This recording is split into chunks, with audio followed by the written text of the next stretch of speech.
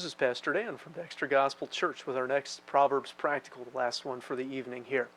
In our last video, we saw how important it is to be careful with the relationships closest to us. This next verse speaks of the long-standing effects of our words on our lives. We're in Proverbs 18, verse 20. And Proverbs 18:20 says, "A man's belly shall be satisfied with the fruit of his mouth, and with the increase of his lips shall he be filled." Maybe you've heard the old saying, "Keep your words sweet, for you never know when you might have to eat them." This verse is telling us that what we say to others inevitably ends up coming back to affect us. This means that when we say things that are satisfying, healthy, helpful, we end up satisfied in return. A man's belly being satisfied with the fruit of his mouth. Often people think that how they feel and how satisfied they are in their life and so on is most shaped by what others say to or about them.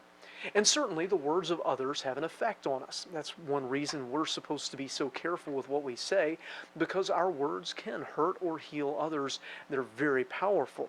But this verse suggests that as powerful as the words of others to us are, our words to others may have an even greater impact on us. Now, there's perhaps an even more practical side to this. Normally, we think of our bellies being filled with the fruit of our labors, whether it's a farmer eating from his harvest or whether it's a worker who's eating things they bought with their paycheck. But really, it's hard to keep a job if we can't keep our mouth. There's many a person who has skills and abilities, but they can't keep a good job because they say foolish things and it ends up costing them. Speaking of which, the second part of the verse says that we are filled with the increase of our lips. Now, of course, we know that what we say comes from our heart. Jesus told us that out of the abundance of the heart, the mouth speaks. So then our lips, they increase and are characterized by saying certain things.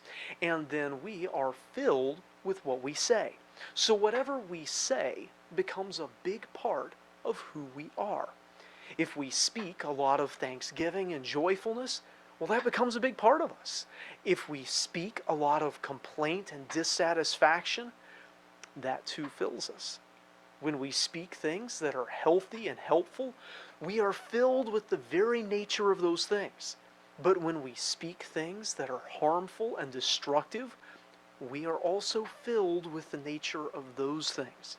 Our own words shape our character and our destiny more than what anyone else says to or about us.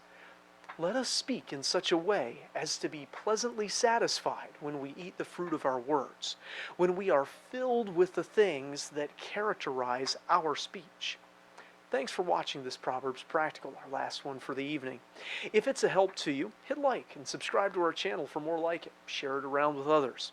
If you've got something that you'd like for us to pray about, or you've got a question about the Bible or from the Bible, feel free to leave that in the comments. As always, until next time, I hope you stay well and speak wisely.